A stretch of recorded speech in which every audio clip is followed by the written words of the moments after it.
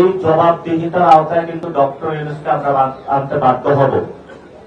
শুধু তাই নয়, আমাদের যে রাজনৈতিক যে কালচার রয়েছে সেই দলগুলোকে বিভিন্ন ভাবে আগে যেভাবে ডিজিএফআই থেকে শুরু করে বিভিন্ন সংস্থা ব্যবহার করে হুমকি দামকি দিয়ে বিভিন্ন অ্যালায়েন্সে নেওয়ার চেষ্টা করা হয়েছে, সেভাবেই এখন এই প্রক্রিয়াগুলো চলমান রয়েছে।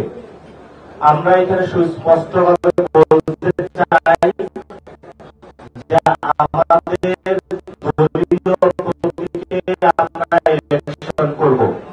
আমরা অপরাপর যে রাজনৈতিক দলগুলো রয়েছে তাদেরকে আহ্বান জানাবো যে আপনারা আপনাদের দলীয় প্রতীক রয়েছে সেটা তো অংশগ্রহণ করুন। ফলত যেই ধরনের রাজনৈতিক সমঝোতা বা এই ধরনের রাজনৈতিক পকটস্থ দল থেকে করা সেই সংস্কৃতি থেকে আমরা এবার বেরিয়ে আসতেছি। আমরা আপনাদেরকে প্রমিস করেছিলাম, আমরা একটা রেভলিউশনারি ফোর্স হিসাবে কাজ করেছিলাম, আমরা এখন ডেমোক্রেটিক প্রক্রিয়ার মাধ্যমে যাচ্ছি। কিন্তু এই ডেমোক্রেটিক প্রক্রিয়ায় আমরা যখন তরুণদেরকে নিয়ে যাচ্ছি, তরুণদেরকে কিন্তু রেভলিউশনারি জায়গায় এখন অনেক ছেড়ে দিচ্ছেন। এই প্রক্রিয়া থেকে বের হওয়ার জন্যই আজকের এত আমাদের আয়োজন। আজকে আমরা যেখানে উপস্থিত হয়েছি, আমাদের 10টা ভোট রয়েছে, প্রত্যেকটা ভোটে 10 জন মেম্বার রয়েছেন।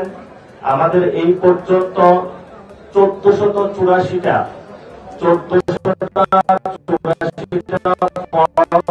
আমরা আবেদন ফর্ম সক্ষম হয়েছি।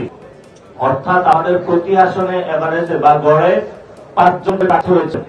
আমরা অনলাইন এবং অফলাইন দুটি প্রক্রিয়ায় ফর্ম ছেড়েছিলাম। আমাদের অফলাইনে 761 জন ফর্ম নিয়েছে এবং আমাদের অনলাইনে 723 জন ফর্ম নিয়েছিলেন। তো আমরা আজকে তাদের ভাইভা শুরু করেছি। আমাদের যারা বিভাগীয় সম্পাদক আপনারা জানেন, তাদেরকে নিয়ে আমরা বসেছি। এখানে 10টা সাংগঠনিক বিভাগ আমরা করেছি। কুমিল্লা একটা বিভাগ আছে, আর ঢাকা এবং সাথে সাথে ঢাকাকে আমরা 2টা করেছি। তো আমরা এই প্রক্রিয়াগুলো শেষ করে ইনশাআল্লাহ আপনাদের দক্ষ যোগ্য প্রার্থী আপনাদের কাছে ইনশাআল্লাহ বুঝিয়ে দিব।